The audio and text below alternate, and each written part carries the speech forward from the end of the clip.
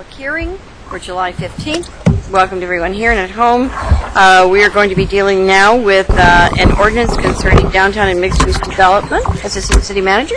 Great, thanks. I'm just going to read a couple of comments so people at home know the topic in more detail. Tonight's public hearing is on a package of amendments related to downtown and mixed-use development. As part of Envision Eugene, the City Council initiated these amendments to facilitate desired mixed-use developments for downtown, along transit corridors, and in commercial areas. Consistent with this direction, the purpose of these amendments is to facilitate compact urban development by changing land use regulations to better align with Envision Eugene vision. These amendments are also necessary as part of the city's strategy to accommodate the city's 20-year need for commercial and multifamily housing inside the current urban growth boundary. So would you mind, Sarah, I don't know if you're prepared or not, but I noticed in the AIS there's sort of a list of the topic areas. Would you mind speaking to those, because I think people who are listening might want to know what we were actually talking about. I'm going to ask Alyssa Hanson to cover that. Great. There are 8 topic areas, and for anybody who has the packet, there's a summary of these found on attachment A.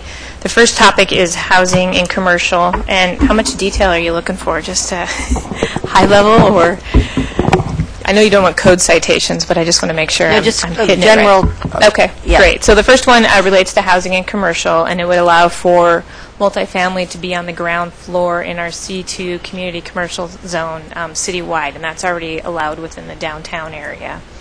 And it would also allow for 1 or 2 apartments in a commercial building in our C3 zone, which is in the core of downtown. Right now you can have multifamily, but you couldn't have 1 or 2 apartments. Okay. The second topic is the surface parking limitation, and this really just provides flexibility for redevelopment of sites within downtown. Right now there's a limitation on the number of surface parking sites you can have if they're not associated with the use. This would loosen that up a bit and allow for more than 20, actually allow for an additional 20 for sites that have alley access, and would allow for new standalone parking lots as well. The third relates to our large commercial development standards, and these apply to commercial buildings over 25,000 square feet. In most, the intent of these actually fits squarely with downtown, but unfortunately, some of them require designs that are really more suburban in nature. So what's proposed here is to exempt downtown from about a handful of these standards that just don't make sense for urban development, but retain the rest of the standards, including building articulation. Commercial landscaping standards, that's really just to align our landscaping standards with desired urban development. It's reducing the minimum landscape requirement for C2 zone sites, and removing a required width for front yard landscape beds, which aren't a required bed at any rate. The next 2 relate to the nodal development and the transit-oriented development overlay, and these really are intended to provide some flexibility. The first one loosens up what properties could apply for an adjustment review, and then it provides some clarity to some other development standards. The second to last would remove the traffic impact analysis for the downtown area and concurrently reduce the level of service, which is kind of the required performance standard for downtown. And then finally, there's some cleanup that makes some administrative changes. They're not substantial in nature. They just kind of rearrange some of the stuff in the code. Thank you for that.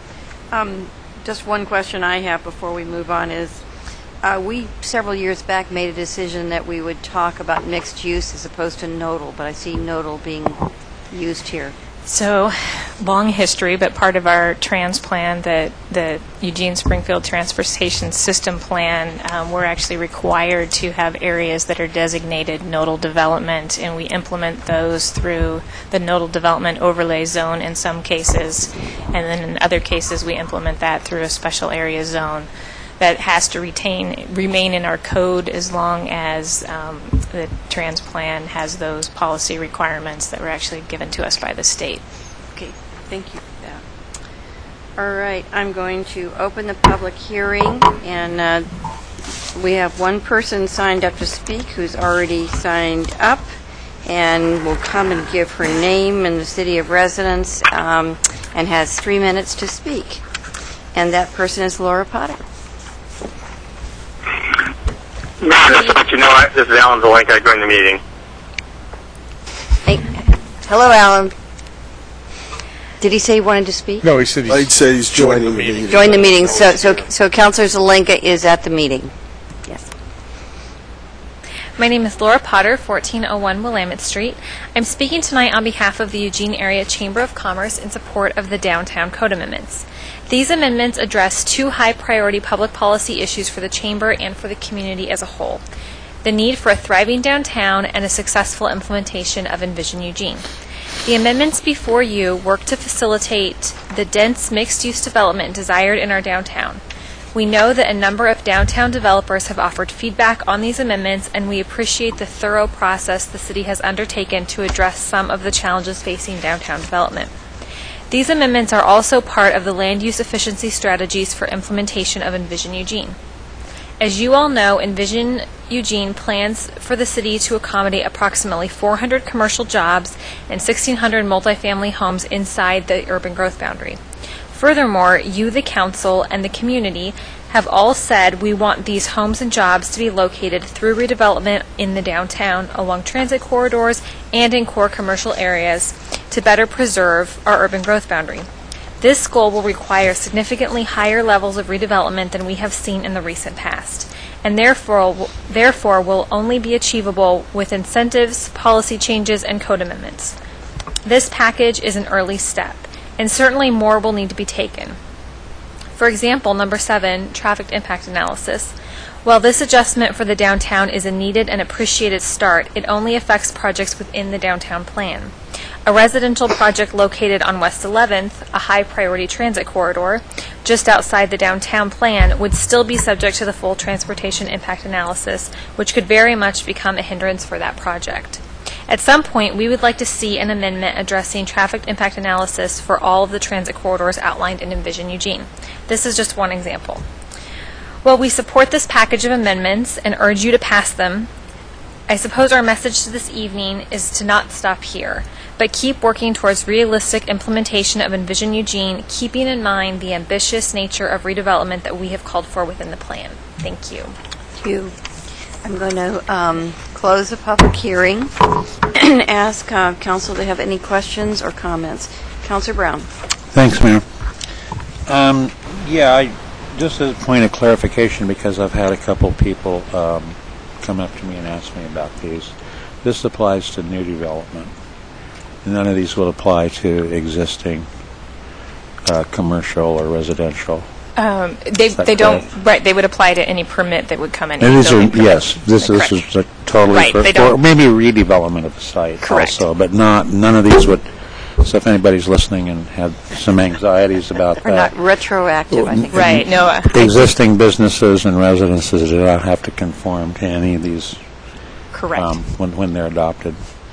Okay, and then this is just kind of because Laura mentioned it too, and it's in the AIS.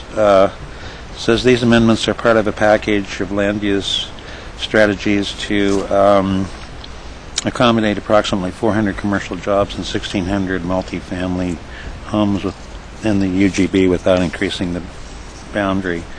And I'm just wondering, that horizon is from 2010 to 2030, from the time of the last census to Actually, our counts. planning period starts in 2012, so it's 2012 2012 to 2032. 2032. And then just for clarification, these code amendments won't take care of all of those commercial jobs and multifamily. They're just part of our package of strategies. I understand. Yes, I understand that. Well, my question here, and I of course don't expect an answer right now. I'm just wondering how far along that path we are, because it seems like there have been some, creation of commercial jobs and new businesses opening up and businesses expanding, and we did a remodel and we hired quite a few people, and then also how far along we are for that 1,600 multifamily unit, just a kind of as a little mile marker. How are we doing? How's it going? And so, if at some point in the somewhat near future we could kind of see where we stand. That'd be good. Thank you. You have any comments about that issue tonight, both of you? Carolyn and Alyssa, anything you wanted to say? We'd be happy to provide more information about that. I would just say that the 400 jobs... Talk up, we can't hear you, sorry. Oh, sorry, it's loud here. The 400 jobs and the 1,600 multifamily units that are cited are really the gap that we don't expect to happen through regular market forces. And so the numbers of jobs and multifamily housing that we need over the next 20 years is bigger than Much that. higher, yeah. And so we can provide you that information Okay. and let you know where we stand there. Yeah, it's just that we haven't talked about it for a while, so I'm just kind of wondering where we're at with the goals. Thanks. Councilor Taylor? I just have a question on page 2 of the ordinance, page 10 of the agenda. Why, and number 7, why there's a ground floor of C3 if there's housing upstairs, up on the upper levels? Why does it have to be 80% commercial? Sorry, I don't have the page numbers on mine. I have Page 10 of the agenda, 2 of the Okay, ordinance. got it. Number 7 near the bottom of the page. This was actually so that, it doesn't have to be 80, but that was the number that was chosen. It was, one, to ensure that there weren't just single-family or duplexes within that area, but it was also felt by our stakeholders and our planning commission that it would be acceptable to allow 1 or 2 dwellings, such as, a penthouse or a couple of apartments, as long as the ground floor was in that intensive commercial use. But my question is, why does it have to be that much commercial? It doesn't have to be. That's just the number that was chosen by the stakeholders and approved, recommended by the Planning Commission. I Thank think you. I think what you're asking is what's the rationale for that? What's the rationale? The rationale was a lot of people actually wanted to see the entire ground floor in commercial or non-residential use. This gave a little bit of flexibility so that more than the majority of the ground floor, the first floor of that building would be, with an active commercial use. Perhaps there would be, some downstairs use associated with the residential, but that it was predominantly, where it faced the street was a commercial building. Thank you. I think it has to do with active Yes. storefront on the street kind of concept. Yeah, right. Any other questions? Okay, so I get. Alan, do you have any questions? Alan, are you there? Yes, I do, Mayor. No. One question is, I'm a little puzzled by most of these changes.